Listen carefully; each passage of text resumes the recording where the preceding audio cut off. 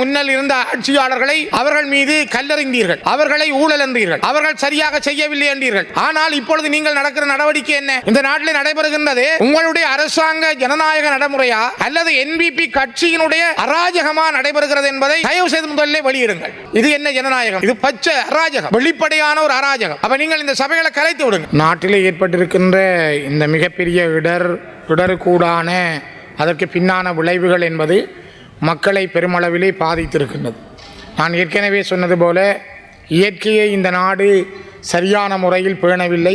இயற்கைக்கான பாதுகாப்புகளையும் முன்னறிவிப்புகளையும் இந்த நாட்டினுடைய தலைவர்கள் கடந்த காலங்களில் மேற்கொள்ளாமையும் இக்காலத்தில் இருந்த அரசாங்கத்தினுடைய சில முன்னேற்பாடான நடவடிக்கைகள் நடைபெறாமல் போனமையும் இந்த பேரிடருக்கான மிகப்பெரிய காரணங்களாக அமைந்திருக்கின்றன. குறிப்பாக இந்த நாட்டினுடைய ஒரு பெரிய இடர் வருகிற பொழுது மனித உயிர்களை காப்பாற்றுவதற்கு அல்லது மனித உயிர்களை பேணுவதற்கும் அழிவுகளிலிருந்து பாதுகாப்பதற்கும் படைகளுக்கான பயிற்சி இல்லை என்பதை இந்த பேரிடர் மிக தெளிவாக சொல்லியிருக்கிறது. அமெரிக்காவினுடைய படைகள், இந்தியாவினுடைய படைகள், ஏனைய நாட்டு படைகள் வந்துதான் இந்த நாட்டில் இருக்கின்ற மக்களுடைய பாதுகாப்பை உறுதிப்படுத்த வேண்டி இருக்கிறது என்ற அந்த அத்தியாயம் இந்த நாட்டிலே புதிதாக உருவாக்கப்பட்டிருக்கிறது. உண்மையிலே ஒரு நாட்டினுடைய படை என்பது இராணுவம், கடற்படை, விமானப்படை, போலீஸ் என்பது ஒரு இடர் வருகிற பொழுது எவ்வாறு செயல்படுதல் என்பதற்கான முழுமையான பயிற்சியையும் பங்கையும் கொண்டிருப்பார்கள். ஆனால் இந்த நாட்டில் அவர்கள் செயல்பட்டிருந்தாலும் கூட அந்த செயல்பாட்டிற்குரிய திறன் அவர்களுக்கு வழங்கப்படவில்லை என்பதைத்தான் இந்த கடந்த நாட்கள் தெளிவுபடுத்தி இருக்கின்றது. நாட்டினுடைய தென்பகுதிகளில் ஏற்பட்ட அழிவுகளுக்கு கொடுக்கப்படுற முக்கியத்துவம், செயல்பாடுகள் வடக்கு கிழக்கு பகுதிகளிலே குறிப்பாக அம்பாறை, மட்டக்களப்பு, திருவோணமலை மாவட்டங்களிலும் யாழ்ப்பாணம், வவுனியா, மன்னார், முல்லைத்தீவு, கிளிநொச்சி போன்ற மாவட்டங்களிலும் அதனுடைய வேகம் மிக குறைவானதாகவே இருக்கிறது. நான் அண்மையிலே நெடுந்தீவுக்கு பயணம் செய்திருந்தேன். நெடுந்தீவு மக்கள் தங்களுடைய அழிவை சொல்லி கண்ணீர் விட்டார்கள். அவர்களுடைய தெரிவுகள், அவர்களுக்காக வழங்கப்பட இருந்த உதவித்தொகைகளை கூட நிறுத்திவிட்டார்கள் என்ற செய்தியை எனக்கு முன்னாலே அவர்கள் கண்ணீரோடு சொன்னார்கள்.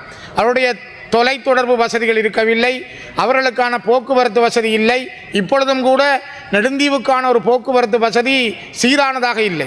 அப்படி இருக்கும் பொழுது அந்த மக்களுக்கான நிலப்போக்குவரத்தும் கூட பாதைகள் மிக மோசமாக பாதிக்கப்பட்டிருக்கிறது. அதே போல் எழுவதீவு, நயினாதீவு போன்ற இடங்களிலே வாழுகின்ற, அனலதீவிலே வாழுகின்ற மக்கள் மிகப்பெரிய அளவான நெருக்கடிகளை சந்தித்தார்கள். ஆகவேதான் கௌரவ பிரதி சபாநாயகர் அவர்களே, இந்த பகுதிகளில் ஏற்பட்ட அனர்த்தங்கள் என்பதும் மிக மிக முக்கியத்துவம் கொடுத்து பார்க்கப்பட வேண்டியது. ஜனாதிபதி அடிக்கடி உரையாற்றுகிறார், சொல்லுகின்றார். ஆனால் ஜனாதிபதி சொல்லுகின்ற ஜனநாயகம், பெருந்தன்மை, மக்களுக்கான செயல்பாடுகள் என்பது மிகப்பெரிய கேள்விகளுக்கு உட்படுத்தப்படுகின்றது. உங்களுடைய இந்த அரசினுடைய கட்சி சார்ந்தவர்கள், என்பிபி சார்ந்தவர்களே அராஜகம் பண்ணுகின்ற அளவுக்கு நாட்டினுடைய நிலைமை மாறியிருக்கிறது. கிராம அலுவலர்கள் கண் விழித்து அவர்கள் பணி செய்கின்ற பொழுது அவர்களை என்பிபி அரசின் பாராளுமன்ற உறுப்பினர் தாக்குகிறார். அதே நேரம் பள்ளிக்கூடா பகுதியிலே இதே அரசினுடைய சில ஆதரவாளர் என்று சொல்லிக் கொள்கின்ற சிலர் அங்கிருக்கின்ற கிராம அலுவலர்களை தாக்க முற்படுகிறார்கள், தகாத வார்த்தைகளால் பேசுகிறார்கள். இவ்வாறான சம்பவங்கள் எல்லாம் நடைபெற்று கொண்டே தான் இருக்கிறது. இப்பொழுதும் கூட நான் அண்மையிலே அரசாங்கத்தினால் வெளியிடப்பட்ட ஒரு சுற்றறிக்கையையும் நான் இந்த இடத்திலே உங்களுக்கு சமர்ப்பிக்கிறேன்.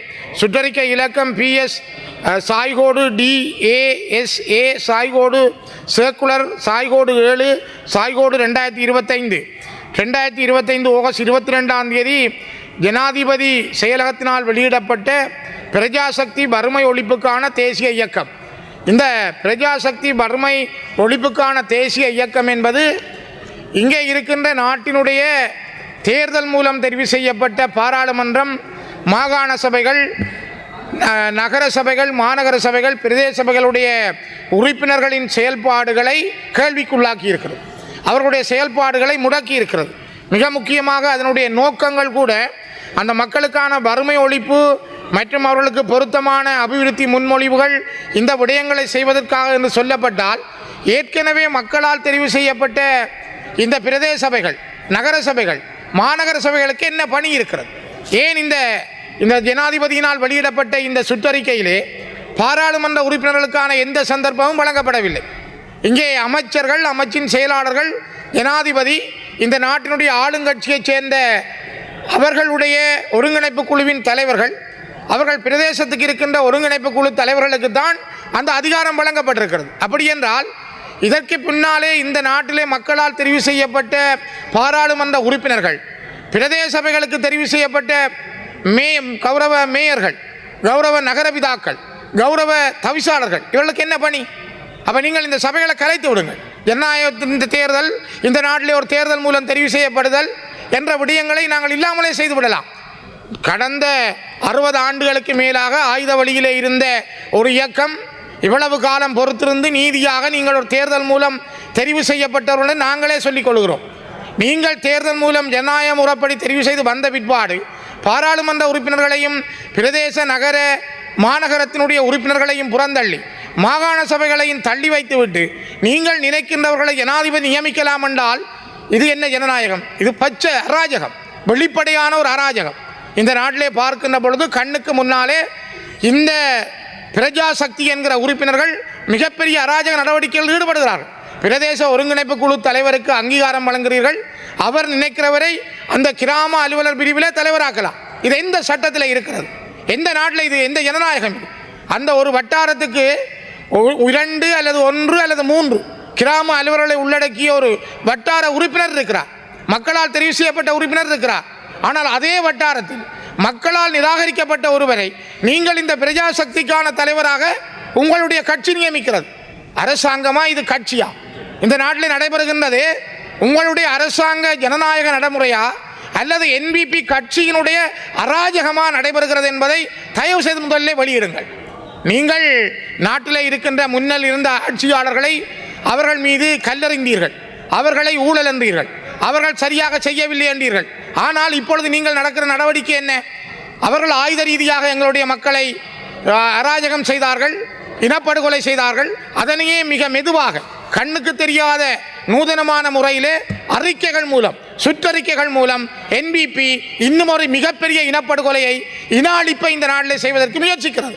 உங்களுக்கு தெரியும், இந்த நாட்டிலே உங்களுக்கு பிறகு என்பிபிக்கு பிறகு அதிகமான சபைகளோடும் அதிகமான மக்கள் பிரதிநிதிகளோடும் இந்த மக்கள் ஜனநாயக முறைப்படி தங்களுடைய பணியை ஆற்றுகிறார்கள்.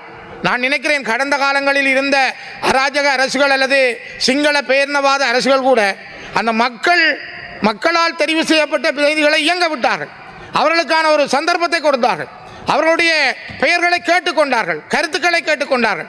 ஆனால் இங்கே முழுமையான ஒரு கருத்து சிதைக்கப்படுகிறது, கருத்துக்கள் இல்லாமல் அளிக்கப்படுகிறது. அதனை விட ஒரு ஒரு வன்புணர்வாக, ஒரு வன்மையான முறையில் மிகவும் வலிந்து இந்த நிலைமையை நீங்கள் ஏற்படுத்துகிறீர்கள். தயவு செய்து மாற்றுங்கள், உங்களை மாற்றுங்கள்.